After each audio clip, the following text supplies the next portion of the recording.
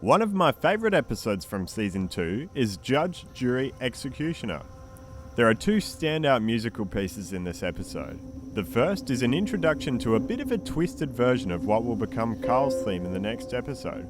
We'll come back to that in a second, but for now, this is to set this moment in our memory as Carl's messing around with this walker, and it'll come back right at the end of the episode to remind us of the situation. Then the end of the episode is the tragic death of Dale out in the field.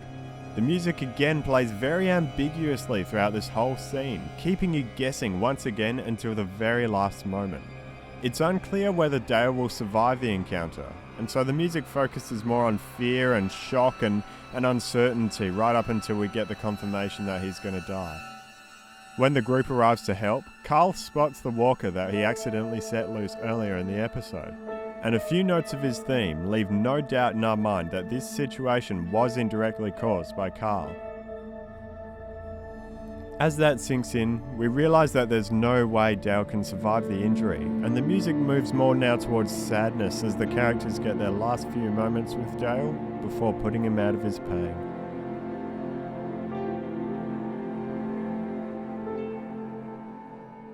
The beginning of the next episode is intercut between Dale's eulogy being read out and Shane and the crew clearing walkers. This is Shane's biggest and most important episode, so a lot of the musical focus goes to his emotional state in this scene. We hear a motif that's appeared under a few of his other scenes, and gradually more aggressive percussion slowly making its way into the mix, following the action of what's happening on screen. Before we continue with Shane's story, we get a very touching conversation between Rick and Carl. This is the first time we hear the full expression of Carl's theme, which only makes an appearance for coming-of-age moments like this, where he needs to grow. It's a simple but beautiful theme, punctuating every scene where it makes an appearance.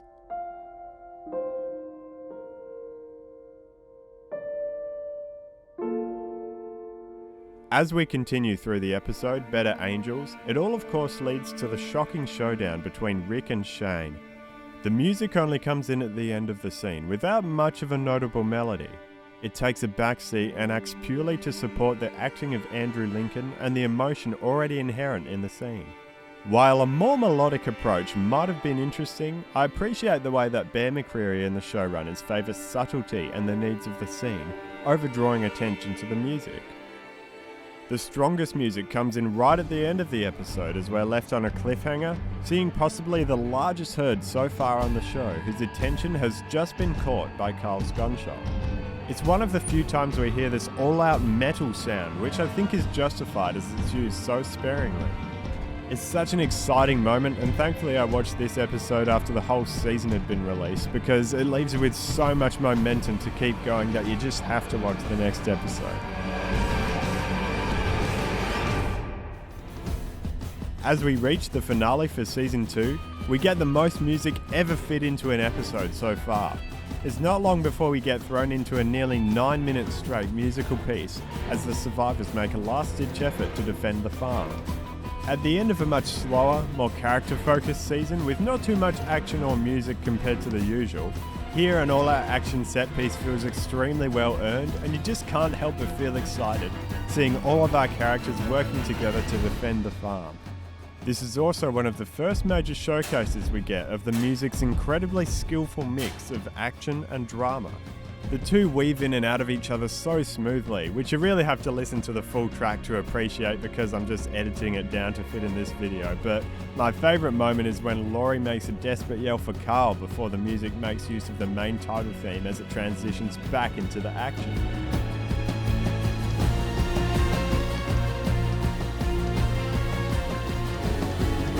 Finally, after a long fight, there are no options left but to flee the farm.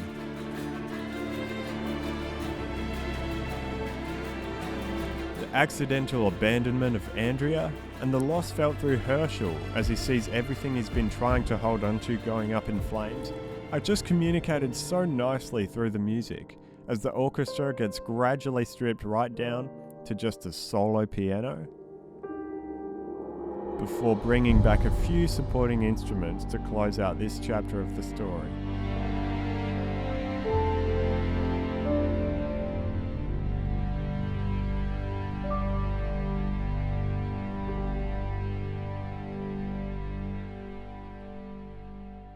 As the second season reaches a close, we get a hopeful reunion as well as some shocking reveals for the supporting characters.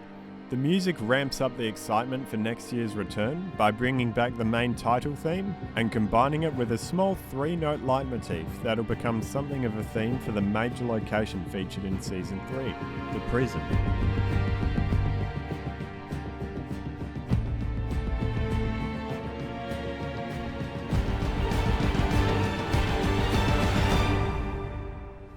Going into the third season, this prison theme is only used occasionally and doesn't hold too much dramatic weight, but it just helps to set the scene and sow some threads throughout the season to give the location some unique character. The texture and feel of the music in the third season continues the rustic country sound, while also evolving into some new areas as we'll see. One of the first major themes this season gives us is the Governor's theme. As one of the first major villains of the show, it's very suiting that he gets his own theme, and a lot of you might be thinking of this one when you think of the Governor. This could certainly be called one of his themes, but I'd actually call this one the Pulse. It's mainly used for moments of conflict between the two groups, and can become quite exciting when it has the time to build up under the rest of the orchestra. Because of how iconic it is, it's a very easy way to identify the Governor, particularly in moments such as his return in Season 4. Before he even comes into the frame, as soon as we hear that pulse come in, we know that he's coming back. But I still wouldn't actually call that the Governor's theme. Rather, I feel that this leitmotif is the more important one for the character, and it's what punctuates many of his most important moments. We hear it a lot in his introduction episode, and it's just the right amount of ambiguous, which Bear McCreary said was a very intentional decision. Just as Andrea and Michonne aren't sure whether or not they can trust him, the music also makes us feel unsure. It can be used to make us feel sympathetic towards him, or in a darker, more foreboding way. It holds all sides of the Governor in one place, revealing itself often in his most vulnerable or tender moments as well.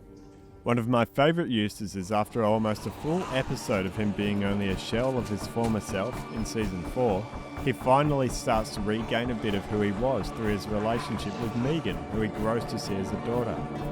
The moment she runs into his arms fully trusting him brings back a part of him that he thought he'd never see again. But this definitely isn't the last we hear of the theme, so we'll come back to it soon when we cover Season 4. Killer Within may be one of the most shocking and devastating episodes to watch. Even if you're not a fan of Laurie, which many people aren't, the way this episode unfolds and the effect that her death has on the other characters is undeniably sad and a very emotional ending.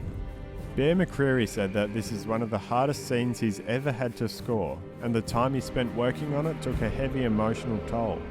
While it was worth it for an extremely powerful piece of music, he said that it was a hard week and he's happy to never have to rewatch the episode.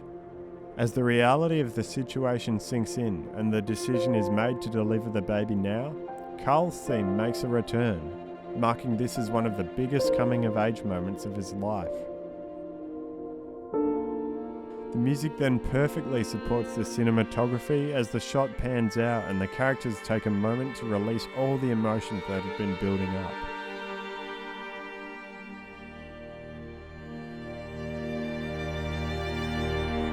The Grimes family theme has only appeared a couple of times before now, and this scene takes advantage of a perfect moment to bring back the rarely used theme. This solidifies the original feeling of when we first heard it, as the Grimes family are once again separated, this time never to reunite.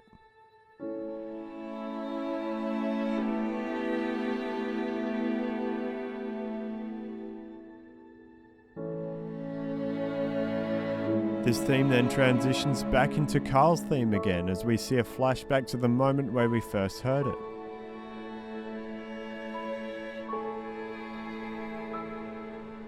As the music swells in and out, it almost seems to embody Laurie's life as it slips away, leaving us with an urgency of the newborn baby and the still dire situation that Maggie and Carl have to escape from.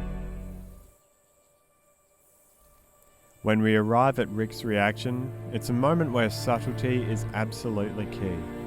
Andrew Lincoln's acting and the action on screen are already so powerful that the music takes a bit more of a back seat. The subtle strings carry us through as we see Rick's face slowly putting two and two together as he hears the baby without Laurie. No matter how many times it gets memed, this scene will always be really powerful to me, and the acting and music are once again just outstanding. Another small theme we get in Season 3 is a nice rustic piece associated with Daryl. It's not quite used enough to call it Daryls Theme, but marks two key moments in Season 3.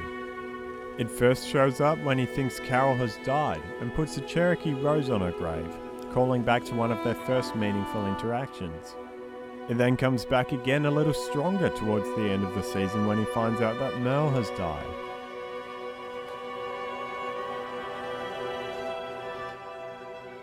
This theme continues with Daryl into Season 4, but is shared with Beth as well as the duo survive on their own after the prison. I like to see it as getting a glimpse into Daryl's more vulnerable side. Then when he sees Beth going through similar emotions, the music returning shows us that Daryl is starting to really care for her, realizing that what she's going through isn't so different from his own experience. Then the more upbeat version that we get in the camp montage takes the new development to establish the relationship between these two, before they come into more conflict and eventually mutual respect for each other by the end of the episode.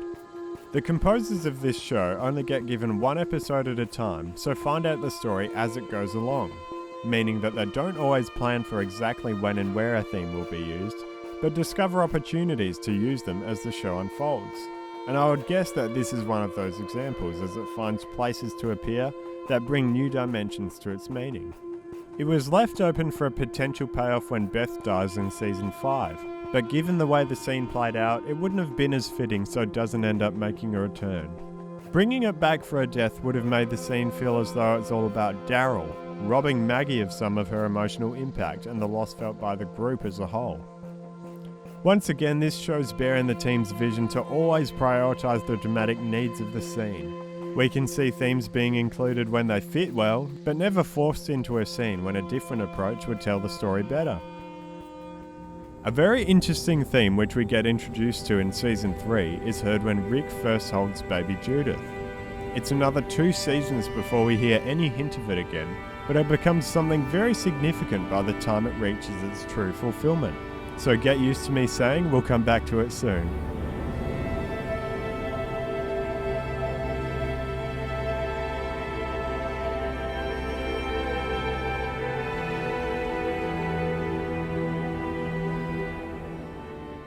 The end of Season 3 is one of my favourite endings for any season of The Walking Dead. It provides such a sense of fulfillment through the music and storytelling, with this track especially allowing you to take a step back and reflect on everything. Aside from the distant threat of the governor potentially returning one day and a couple of other plot lines which are left open for the future, this is one of the most conclusive season finales we've ever had in the show's 10 seasons.